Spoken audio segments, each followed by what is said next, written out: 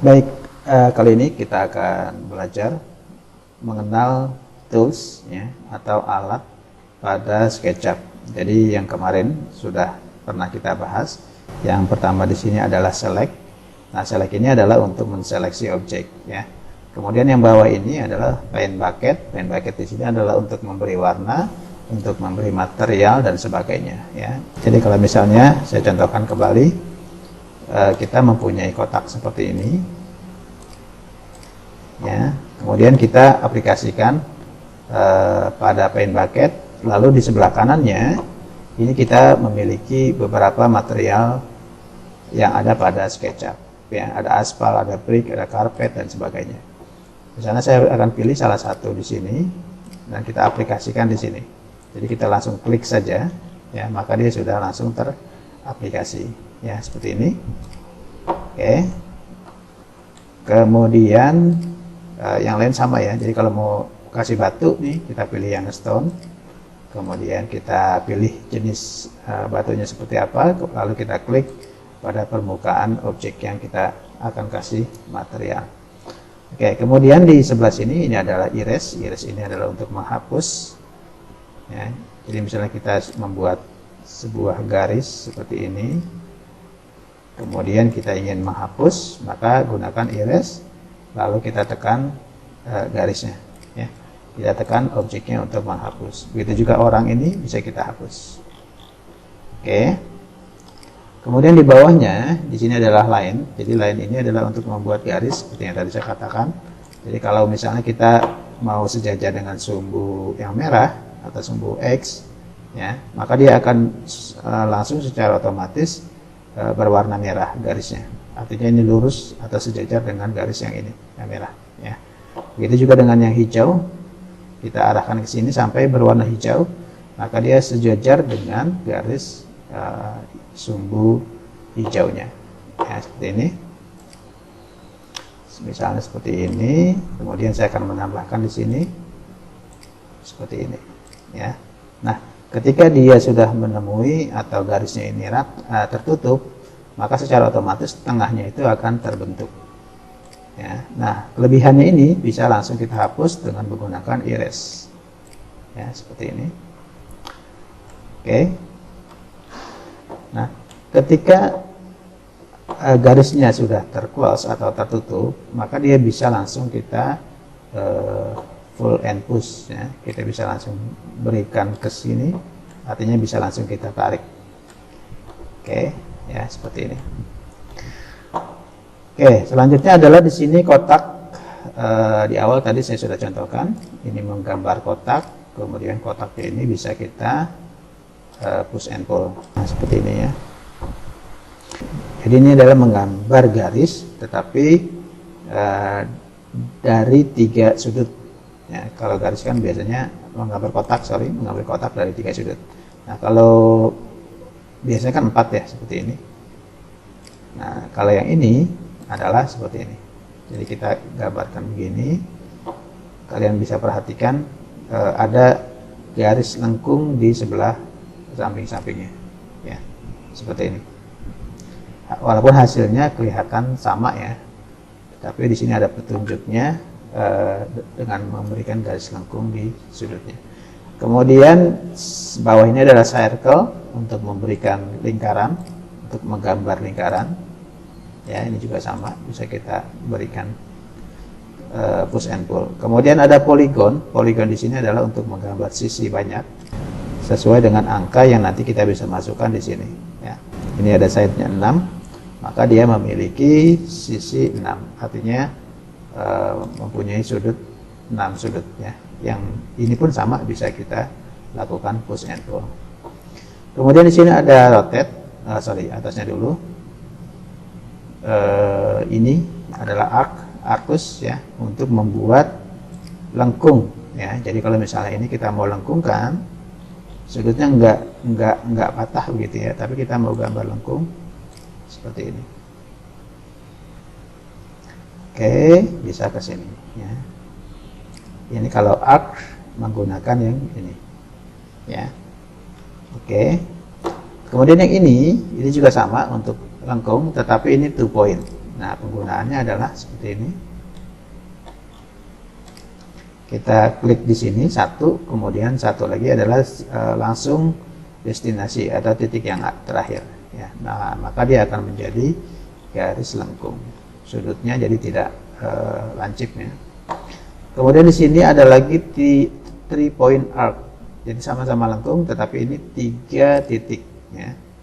Jadi ada titik pertama kita tentukan, kemudian ada titik yang kedua, kemudian ada titik yang ketiga. Kita mau sampai di mana? Ya, misalnya titik ketiganya di sini juga. Nah, seperti ini ya. Kemudian yang tidak terpakainya bisa kita hapus kayak gini ya. Oke, kemudian di sini ada move ya. Move ini adalah fungsinya untuk memindahkan ya. Nah, sebelum dipindahkan objeknya sebaiknya kita seleksi dulu dengan perintah select. Jadi ini yang mau kita pindahkan, misalnya ini kita seleksi, double klik. Oke, double klik, kita memilih yang satu objek, artinya objek pertama yang dibuat. Kemudian triple klik, kita 3 kali klik, 1, 2, 3. Ini adalah menseleksi atau memilih semua objek yang terhubung ya. Jadi objek yang terhubung semuanya terseleksi, itu dengan 3 kali klik ya. Nah, setelah terseleksi baru kita bisa pindah. Kita pindahkan seperti ini. Oke ya. Nah, untuk move ini bisa juga digunakan atau difungsikan untuk mengcopy sebuah objek. Ya, bisa juga kita mengcopy. Jadi kita klik begini, kemudian kita arahkan kemana yang mau kita copy, lalu tekan CTRL pada keyboard. Ya, maka dia akan langsung tercopy. Seperti ini ya. Kita CTRL, jadi dia akan mengcopy sebanyak yang kita inginkan. Oke, itu adalah untuk mengcopy sebuah objek. Ingat, untuk menseleksi objek yang terpilih atau objek yang masih terhubung itu 3 kali klik. Jadi kalau ini saya 3 kali klik, 1, 2, 3, maka semuanya akan terseleksi, terpilih ya, gitu ya. Jadi kalau hanya 2, nah ini hanya bagian yang ini aja, surface yang atas atau permukaan yang atas. Ini juga sama, 2 kali. Kalau 1 kali hanya memilih surface. Kalau 2 kali menseleksi bagian surface. Kalau 3 kali menseleksi seluruh objek yang terhubung pada objek yang kita pilih. Oke, paham ya? Kemudian di sebelahnya ini adalah push and pull yang tadi saya sudah contohkan. Dia bisa untuk menekan, artinya men-push gitu ya, ataupun bisa menarik atau pull. Jadi push and pull di sini ya. Oke, kemudian di sini ada rotate. Rotate ini untuk memutar. Jadi misalnya ini yang saya putar. Kita seleksi dulu 3 kali klik, 1, 2, 3. Kemudian kita klik select. Kita klik rotate, Kemudian kita tentukan mau diputarnya berdasarkan sumbu apa. Ya, seperti ini. Saya kita putar ke sini. Ini kalau putarnya di area bawah, dia berwarna biru. Kalau diputarnya area depan, dia berwarna hijau. Area samping, dia berwarna merah. Ya. Jadi kalau ya, dia mau kita putar ke kanan kiri, gunakan area hijau seperti ini. Ya, ini bisa kita putar. Oke, kalau mau yang samping berarti yang berwarna merah. Sini yang kita mau putar. Jadi sesuaikan saja kebutuhannya ya. Kita mau putarnya berdasarkan sumbu apa. Oke, kemudian setelah putar sampai sini ada follow me. Ya, follow me ini artinya kan ikuti saya ya. Jadi dia akan mengikuti path atau jalur ya dengan face yang terseleksi. Oke, misalnya ini yang saya contohkan. Misalnya ini bagian atasnya, saya akan kasih sedikit seperti ini supaya nanti enggak lancip ya ujung-ujungnya. Nah, Ini kan kalau misalnya seluruhnya agak lama. Nah, ini kita bisa gunakan follow me. Cara penggunaannya adalah kita klik surface-nya, kemudian kita klik follow me, kemudian kita klik bagian yang mau diterapkan. Kita klik saja. Nah, maka secara otomatis dia sudah memiliki surface atau permukaan yang tidak lagi tajam ya, tetapi tadi kita sudah gunakan follow me. Seperti itu ya penggunaan follow me. Nanti praktiknya kita akan gunakan pada bagian atau gambar-gambar yang lain. Kemudian di sini ada scale. Scale ini sesuai namanya adalah skala. Jadi kalau misalnya kalian membuat kotak, wah kurang besar nih atau wah kurang kecil nih. Nah, ini gunakan scale.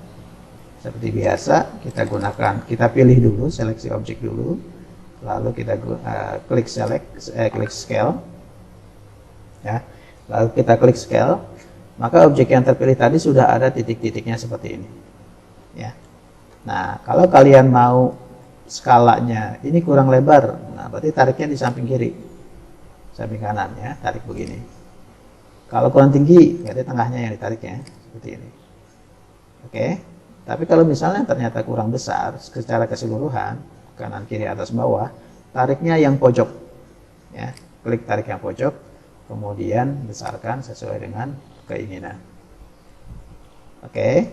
Atau juga gunakan angka yang ada di sini. Jadi misalnya saya mau skala 2 kalinya, klik di pojok, kemudian ketikkan angka 2 dan enter, maka dia akan langsung menjadi besar 2 kali lebih besar dari ukuran aslinya.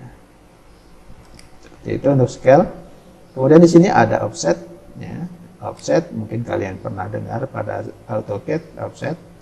Dia sama mirip seperti yang ada di AutoCAD, yaitu untuk mengcopy sesuai dengan jarak yang ditentukan. Nah, kita klik offset. Kemudian kita ambil surface atau permukaan mana yang mau kita offset. Ya, misalnya ini kita klik. Nah, di sini kan ada yang tergambar tuh. Ya, enaknya menggunakan SketchUp seperti ini offsetnya. Jadi seluruhnya sudah langsung mengikuti. Ya, kalau di AutoCAD itu kan harus satu sisi ya. Artinya habis ini kita offset, ini juga kita lakukan offset dan seterusnya. Tapi kalau di SketchUp ini langsung seluruhnya. Oke, kemudian garis yang ininya kita bisa hapus. Nah, setelah begini, ini bisa kita mainkan ya, apakah ditarik begini ataukah ke dalam. Ya, seperti ini. Oke. Jadi gunakan offset untuk mengatur seberapa ketebalan dari sebuah objeknya. Oke, kemudian ada tip measure tool sesuai namanya. Di sini adalah alat untuk mengukur ya, tip measure tool. Jadi ini adalah meteran. Kita klik, kemudian di sini aplikasinya adalah kita misalnya mau memberikan benda lain di samping ini sepanjang 2 meter misalnya. Nah, di sini ya, ini akan membentuk garis bantu. Kemudian kita ketikkan angka 2. Lalu kita enter. Ya. Maka jarak di sini ini adalah sepanjang 2 meter dari objek yang ada, gitu ya. Oke. Jadi measure tool itu adalah alat bantu untuk meteran, ya, untuk memeterkan. Kemudian di sebelah kanannya ada dimension. Dimension ini adalah ukuran, ya. Seperti halnya AutoCAD ada dimensionnya. Kita klik di endpoint-nya. Klik lagi di endpoint-nya. Nah, ini berarti ukurannya atau jaraknya adalah 1,86 meter. Ya, karena ini satuan meter yang sejak awal kita sudah atur. Ya. Kemudian apalagi di sini ada protraktor. Protraktor ini adalah untuk mengukur sudut. Ya, jadi kalau misalnya ada kemiringan sebuah genteng atau atap, harus miringnya 30 derajat misalnya. Nah, ini gunakan protraktor ya. Cara penggunaannya adalah kita klik, kemudian kita mau ukur bagian mana, misalnya ini ya, saya akan kasih garis ke sini dengan sudut 30 derajat.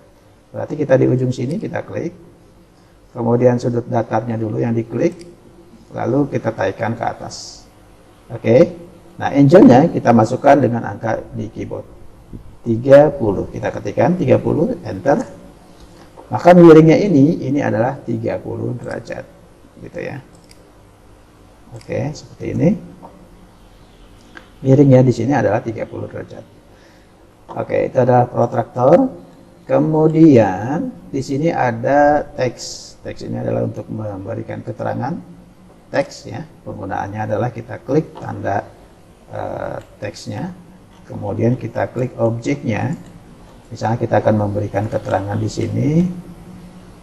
Klik, kemudian kita klik di sini. Nah, ini bisa kita ganti ya. Misalnya di sini bahannya adalah apa? Dengan triplex misalnya ya. Kita tuliskan saja triplex lapis HPL misalnya. Jadi untuk memberikan keterangan sebuah objek. Oke, seperti ini. Ya, jadi untuk memberikan keterangan dari sebuah objek ya. Oke, lalu di sini ada 3D text. Kalau yang atas adalah teks dengan ada gambar garisnya, ada tanda panahnya seperti leader pada AutoCAD. Nah, ada juga 3D text ini untuk menggambar atau mengetikkan sebuah teks. Kita klik. Oke, lalu kita tuliskan teks 3 dimensinya apa. Misalnya di sini adalah saya tuliskan latihan. Kemudian kita klik flash ya. Sebelum kita klik flash, kita bisa atur ketebalannya berapa, ketinggiannya berapa, hurufnya apa dan sebagainya. Kita klik flash, kita tempatkan di mana. Misalnya saya tempatkan di sini ya. Nah, ini adalah teks yang kita buat barusan dengan perintah 3D text. Oke. Nanti banyak kegunaannya ya. Bisa buat nomor rumah dan sebagainya. Oke, sampai di sini dulu pengenalan toolsnya. Kemudian yang lainnya nanti kita akan gunakan sesuai dengan kebutuhan-kebutuhan yang akan kita pelajari. Terima kasih atas perhatiannya. Assalamualaikum warahmatullahi wabarakatuh.